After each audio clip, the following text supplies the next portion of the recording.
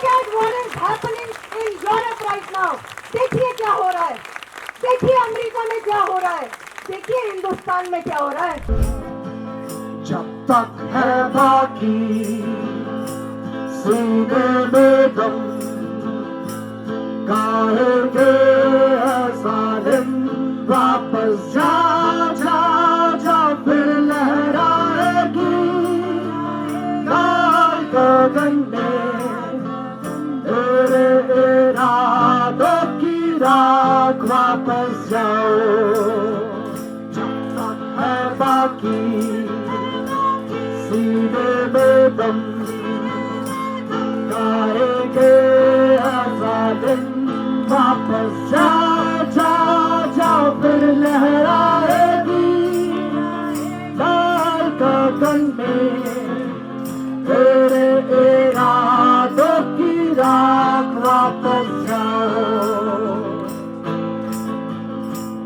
नमस्कार, news click आपका स्वागत है। आज हम मौजूद है जंतर मंतर पर, जहां पर पैलेस्टाइन के समर्थन में बड़ी संख्या में लोग जुटे हैं। और सिर्फ ये आज जंतर मंतर पर नहीं, भारत देश में अलग अलग जगह पर आज के दिन, रविवार के दिन पूरे देश भर के अलग अलग हिस्सों में लोग जुटे हैं। और फ़िलिस्तीन में जिस तरीके से इजराइल द्वारा जनसंहार जारी है, उसके खिलाफ एकजुट होकर आवाज़ बुलंद कर रहे हैं। और इजराइल जिस तरह की कर रहा है, उसके समर्थन में जिस तरह से वेस्ट की कंट्रियाँ उसको सपोर्ट कर रही हैं, उसके खिलाफ है। और इनका कहना है जो इजराइल द्वारा जो जनसंहार जारी है उसको तुरंत रोका जाए और तुरंत अभी सबसे पहले बिना शर्त के सीज़ फायर का ऐलान किया जाए। हालांकि ट्रंप ने एक अपनी तरफ से पीस का प्रपोज़ल भेजा है, वो कितना कारगर होगा वो अलग देखने की बात है। लेकिन यहाँ के लोग उसको भी एक तरीके का नाटक बता रहे हैं और वो बता रहे हैं एक तरीके इजराइल के समर्थन की ही चीज़ है, वो कोई शांति का समझौता नहीं है, बल्कि फ़िलिस्तीन के अधिकारों को लगातार अमेरिका ने कुचला है और अमेरिका की सह पर ही वहाँ पर जनसंहार जारी है। और यहाँ से अपील की जा रही है जिस तरह बच्चों और महिलाओं का जनसंहार में मारा जा रहा है उसको रोका जाए, इस तरह की उम्मीद है यहाँ पर। तो यहाँ पर आए फ़िलिस्तीन के समर्थन में जो लोग आए थे उनसे मैंने बात करी है, सुनिए वो लोग क्या कह रहे हैं और वो क्या चाहते हैं और क्या उम्मीदें हैं उनकी देश और दुनिया के जो सत्तासीन लोग हैं उनसे। ये अनेक जेनोसाइड है और ये जो चल रहा है अब सारी दुनिया में लोगों के लिए एक परीक्षा है, एक उनकी इंसानियत का परीक्षा है।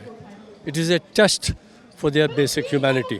मैं ये क्यों कहता हूँ, क्योंकि पहले भी कई जगह में संसार में जेनोसाइड्स हुए हैं। हाँ, रवांडा में, काम्पुचिया में, बाकी जगह, मगर ये जो है अनेक है। क्यों अनेक है? एक, ये पहली बार है एक जेनोसाइड जिसको हम अंग्रेज़ी में कहते हैं ट्रांस विजुअल, यानी कि सब अपने फ़ोन के ऊपर को मालूमात है कि क्या क्या हो रहा है। पहले जो जेनोसाइड होते थे बहुत लोगों को नहीं मालूम था क्या था। अब कोई बहाना नहीं रह सकता कि क्या क्या हो रहा है। इसका मतलब जब आप ये देख रहे हैं कि ये क्या हो रहा है, तो फिर आपके ऊपर एक जिम्मेदारी आता है कि you have to take a stand, a moral stand, किसके साथ, चाहे तुम्हारा सरकार जो भी कहे। देखिए, इस प्रोटेस्ट के ज़रिए हम फ़िलिस्तीन में जो लगातार 2 सालों से जेनोसाइड हो रहा है उसके खिलाफ हम अपनी आवाज़ उठा रहे हैं और इंडियन गवर्नमेंट से भी ये डिमांड कर रहे हैं कि वो इस मसले को लेकर एक्ट करे और इजराइल के साथ जितने भी उनके डिप्लोमेटिक टाइज़ हैं, जितने भी उनके रिलेशंस हैं, चाहे वो आर्म्स के रिलेशंस हैं, मिलिट्री के जो उनके तमाम तरह के सौदे हैं, उन सबको ख़त्म करें, उन सबको रोके। और इस डिमांड के साथ और इसके साथ ही फ़िलिस्तीन के समर्थन में प्रोटेस्ट करने वाले जितने भी एक्टिविस्ट, जितने भी स्टूडेंट्स हैं, उनके ऊपर इंडियन गवर्नमेंट FIR किया है, उनके खिलाफ तमाम धाराएं लगाई हैं। उन सब FIR को क्वैश करें, उन सबको ख़त्म करें और इजराइल के साथ डाइवेस्ट करें और इजराइल को सैंक्शन करें। देखिए, पूरी दुनिया को अगर आप देखें तो लग रहा है कि कुछ बदलाव आ रहा है। इतने सारे और जो देश हैं जिन्होंने अभी तक रिकग्नाइज़ भी नहीं किया था पैलेस्टाइन को, उनको रिकग्नाइज़ करना पड़ रहा है, इंक्लूडिंग ब्रिटेन। तब यूके में जो इतना ज़्यादा प्रोटेस्ट को क्रश किया जा रहा था, पैलेस्टाइन एक्शन को बैन कर दिया और बूढ़े बूढ़े लोग, हैंडीकैप लोग जो प्रोटेस्ट में आ रहे हैं उनको जेल में डाल दिया। तो वहाँ भी सरकार को कहना पड़ा और रेजोल्यूशन पास करना पड़ा कि हम पैलेस्टाइन को रिकग्नाइज़ करें। इस तरह से बहुत सारे G7 के कुछ कंट्रीज़ जो USA के एलाइज़ हैं वो भी पैलेस्टाइन को रिकग्नाइज़ कर रहे हैं। इन सारे देशों में ज़बरदस्त प्रोटेस्ट चल रहा है, फ्रांस में, जर्मनी में और जगह भी, जहाँ पे हुकूमत जो है वो प्रताड़ित कर रही है लोगों को, है ना। तो कब तक लोगों को आप दबा के रखेंगे। और यंग लोग में थिंकिंग बिल्कुल बदल गई है। देखेंगे जो सर्वे हुए हैं यूएस सर्वे में कि जो पहले जो लोग यंग लोगों में जो इजराइल के लिए सपोर्ट होता था, क्योंकि उन लोगों को ज़्यादा पता नहीं था, तो अब बिल्कुल उल्टा हो गया है वहाँ पे, बल्कि हमास को ज़्यादा सपोर्ट कर रहे हैं। पैलेस्टाइन को छोड़िए, हमास को तो वे लोग टेररिस्ट बताते हैं। तो ये चेंज तो आया है। हमारे यहाँ उल्टा चेंज आया था कि हम लोग तो हमेशा पैलेस्टाइन के साथ में थे और हमने इजराइल के रिकग्निशन को अपोज किया था 1947-48 में, लेकिन बाद में रिकग्नाइज़ किया क्योंकि अब वो जो चीज़ बन गई है तो हो गई है। लेकिन हमने कभी भी इम्पीरियलिस्ट फोर्सेस को सपोर्ट नहीं किया। तो अब जो है कि हिंदुस्तान की सरकार ये इजराइल के मिनिस्टर के संग वो साइन कर रही है एग्रीमेंट वगैरह, तो बहुत ही दुख की बात है कि ये ऐसा काम कर रही है। पूरी दुनिया में हमारी बेइज्जती हो रही है, हमारी मॉरल अथॉरिटी कम होती चली जा रही है। तो ये चेंज तो आया है। हमारे देश में अनफॉर्चुनेटली प्रोटेस्ट दबाए गए हैं और डर के मारे फिर लोग और भी प्रोटेस्ट नहीं करते। आज देखिए बेहतरीन प्रोटेस्ट हो रहा है और इस ग्रुप ने तो बहुत अच्छा काम किया है और भी ग्रुप्स कर रहे हैं। पूरे हिंदुस्तान में बॉयकॉट डाइवर्स सैंक्शन का मूवमेंट चलाया है इन्होंने और लगातार आउटलेट्स के बाहर इन्होंने बॉयकॉट का प्रोटेस्ट ऑर्गेनाइज किया। देश भर में कई जगह इन्होंने किया। तो आज ये उसी का एक पहलू है। और मैं ये करेक्शन करना चाहती हूँ कि ये 7 अक्टूबर को शुरू नहीं हुआ था 2 साल पहले, ये 1947 से शुरू है, 1948 से शुरू है। 1948 में जब इजराइल को वेस्टर्न पावर्स ने रिकग्नाइज़ किया, एक बैलफोर्स डिक्लेरेशन जो यूके ने पास किया था 1917 में, उसके बेसिस पे कि जूस को एक होमलैंड दिया जाए।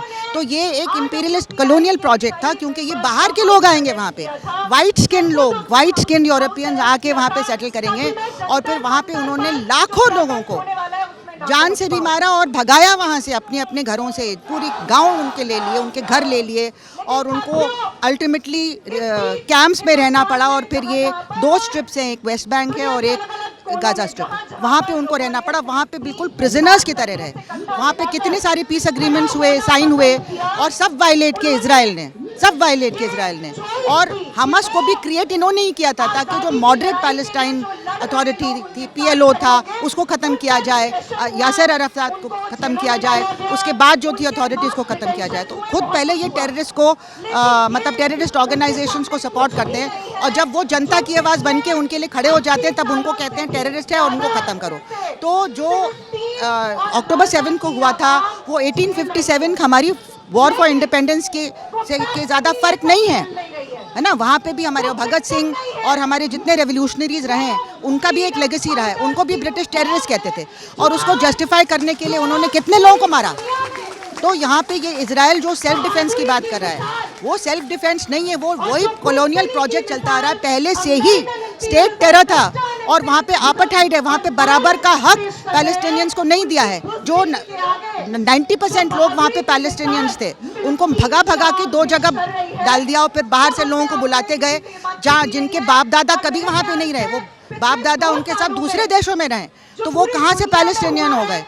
और तो ये जो चल रहा है अभी, लेकिन पूरी दुनिया में थिंकिंग बदल रही है। लोगों को पता चल गया जो लोगों को पता नहीं था, क्योंकि जो एक ज़ायनिस्ट लॉबी अमेरिका में भी और हर जगह बहुत पावरफुल थी, तो उन्होंने जिस तरह से प्रोपेगेंडा किया था, अब लोगों की आंखें खुली हैं। तो चेंज तो डेफिनेटली हुआ है। कभी ना कभी ये इजराइल का जो प्रोजेक्ट है ख़त्म होगा, वहाँ पे एक सेक्युलर देश होगा, ये मेरा मानना है। BDS आंदोलन के समर्थन में और IPSP में जो फ़िलिस्तीन में नरसंहार चल रहा है इजराइल के द्वारा, और जिस तरह दुनिया में जो औपनिवेशिक ताकतें हैं जिन्होंने उस नरसंहार का समर्थन करके रखा है, कुछ ने खुला कुछ ने मौन, लेकिन उस समर्थन के चक्कर में जिस प्रकार नरसंहार रुक नहीं रहा है, उसके विरुद्ध आज यहाँ पर भारत में अनेक प्रोटेस्ट होते हैं। आज भी हम यहाँ जमा हैं इस मुद्दे पर बात करने के लिए कि फ़िलिस्तीन में हो रहा नरसंहार, गज़ा में हो रहा जनसंहार रोका जाए। जो गज़ा के लिए फ्लोटिला चली थी, नावों का बेड़ा चला था यूरोप से, जिसमें कई देशों के एक्टिविस्ट आए थे वहाँ पर एड पहुँचाने के लिए, वहाँ भूखमरी से हथियारों के द्वारा घेराबंदी करके जिस तरह नरसंहार किया जा रहा है, उसके विरुद्ध यहाँ पर एक माहौल बनाने की कोशिश है, यहाँ पर सॉलिडारिटी बनाने की कोशिश है और उसके लिए हम यहाँ पर जमा हुए हैं। सरकारें western country, waste European countries और USA पूरे तौर पे इसमें शामिल हैं, ख़ास करके यूएस एंड यूके पूरे तौर पे इसमें शामिल हैं। आज अगर इम्पीरियलिस्ट यूएस हाथ खींच ले तो इज़राइल कुछ नहीं कर पाएगा। इसीलिए हमारा कहना है कि इस वक्त पूरी दुनिया के अवाम का, जनता का सबसे बड़ा दुश्मन इम्पीरियलिज्म है।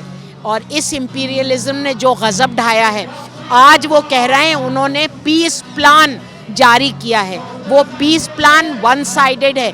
इन्होंने और इज़राइल के प्राइम मिनिस्टर नेतन्याहू ने, दोनों किलर्स ने मिलकर के वो पीस प्लान बनाया है, जो वो पैलेस्टाइन के ऊपर मुसल्लत करना चाहते हैं, थोपना चाहते हैं। फ़लस्तीन से उन्होंने कोई परमिशन नहीं ली, कोई मशवरा नहीं किया, कोई कंसल्टेशन नहीं किया। वो चाहते क्या हैं आखिर? कि वो पूरे तौर पर फ़लस्तीन को अपने कब्ज़े में लें और वहाँ पर अपनी हुकूमत जारी रखें। एक हिम्मत और हौसले की बात ये है कि दुनिया में, जैसा अभी मैंने कहा, वेस्ट यूरोपियन और अमेरिकी पावर्स जो हैं फ़लस्तीन के ख़िलाफ़ खड़ी हैं, लेकिन पूरी दुनिया के अवाम including America, Spain, Italy, England, France, सब जगह लोग उठ खड़े हुए हैं, अवाम उठ खड़े हुए हैं। किस तरह से कितनी कंट्रीज़ के लोग फ्लोटिलाज में आकर के वहाँ पर रसद देना, यानी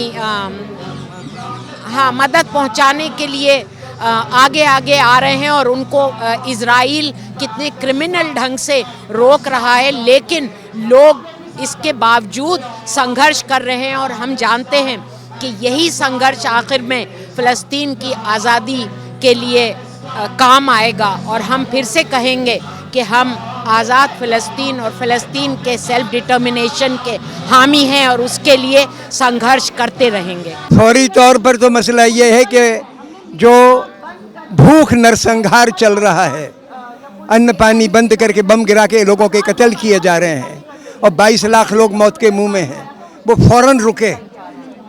पहली ज़रूरत तो ये है। और दूसरी ज़रूरत ये है कि फ़लस्तीन लोगों को भी उतनी इंसान माना जाए जितने इजरायली अवाम को माना जाता है। रत्ती भर कम नहीं है कोई इंसान इस धरती पर, सब बराबर है। सबको अपने वतन में आज़ादी से रहने का हक है। इनका वतन तो वो था जहाँ से भगा दिए गए सन 48 में, और जहाँ जहाँ गए उन पर हमले किए गए।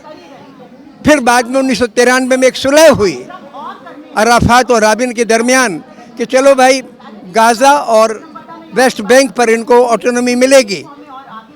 तो उससे कम की तो कोई बात ही नहीं है। कम से कम इतना तो करो, ट्रंप इतना तो करें, या कोई भी शांति में दिलचस्पी रखने वाला, कि जिन इलाकों में, इन दोनों इलाकों पर मुकम्मल ऑटोनॉमी कायम की जाए, इजरायली फ़ौजें हटें, और 67,000 लोग जो मर गए उनको सामने रखें अपनी नज़रों के। आइंदा इस तरीके के हमले निहत्थे अवाम पर कभी ना हो, जो पिछले 80 बरस में हर 2-4 साल के बाद होते रहे हैं। एक तरफा लड़ाई होती है, ये साम्राज्यवादी जंग है, जहाँ इजराइल का एक आदमी मरता है और दूसरी जगह आप 40, 50 या 100 को मारते हो। ऐसी जंगों को साम्राज्यवादी जंग कहते हैं। मैं चाहता हूँ कि इस पर जरा संजीदगी से विचार हो। ऐसा है कि समाज में जो व्यापारी वर्ग है, अफसर वर्ग है, ख़ासतौर से जो सरकार से जुड़ा है, जो उसी सोच को रखता है, वो तो वो बात करता है जो आप कर रहे हो। लेकिन इन लोगों की तादाद मुल्क की आबादी का 15-20% ही है। सिर्फ इनकी चूँकि न्यूसेंस वैल्यू बहुत ज़्यादा है, इनकी आवाज़ को उनका मीडिया उठा देता है, तो लगता है पूरा हिंदुस्तान ऐसा बोल रहा है। ऐसा है नहीं। हिंदुस्तान के 70% अवाम गाज़ा के दर्द को महसूस करते हैं। ये मेरा तजुर्बा है गली गली में घूमने के बाद। और हमें उन अवाम की जो दबी ज़ुबान है उसको आवाज़ देनी है। उसके तहत हम यही मैसेज देना चाहते हैं कि अगर भारत सरकार यानी मोदी सरकार इजराइल के साथ सारे अपने कूटनीतिक संबंध नहीं खत्म करती है, तो आने वाले वक्त में ये प्रोटेस्ट और बड़े स्तर पे और व्यापक जन आंदोलन के रूप में तब्दील होंगे, और फ़लस्तीनी आवाम की जो मुक्ति की लड़ाई है वो और व्यापक पैमाने पे लोग उसके लिए उठ खड़े होंगे। क्योंकि आज वहाँ जो हो रहा है वो किसी धर्म का मसला नहीं है, वो आज एक इंसान का मसला है। हम लोग इंसान हैं, हमने अपनी इंसान होने की शर्तें नहीं खोई हैं। जिस तरह से आज सत्ता में बैठे जो फैसिस्ट फोर्सेस हैं, जिन्होंने आज अपने ज़िंदा होने के लिए और इंसान होने की जो तमाम शर्तें वो खो चुके हैं, वो उन जेनोसाइड करने वाले लोगों के साथ शामिल हैं, उन हत्यारों के साथ वो मुनाफे के सौदे कर रहे हैं, वो बिजनेस डील्स कर रहे हैं। जब लोगों के डेथ के ऊपर, लोगों के जेनोसाइड, बच्चों के मतलब मासूम बच्चे भूख से, प्यास से मर रहे हैं, खाना लेने जाने वाले लोगों को गोलियों से मारा जा रहा है, और एक ऐसे सेटलर कॉलोनियल प्रोजेक्ट के साथ हमारे देश में बैठी सरकार नए नए रिश्ते, नए नए टाइप्स कर रही है, तो हम इसको बर्दाश्त नहीं करेंगे। हमारी विरासत भगत सिंह, सुखदेव, राजगुरु की विरासत रही है, जो हमेशा इंसाफ, न्याय के लिए बोलते रहे हैं, और इम्पीरियलिज्म के खिलाफ, जो इम्पीरियलिज्म आज है उसके खिलाफ, और आज हम उन्हीं की विरासत को मानते हैं, और इसके लिए हम लड़ेंगे, और फ़िलिस्तीन की आज़ादी जब तक मुकम्मल नहीं होती।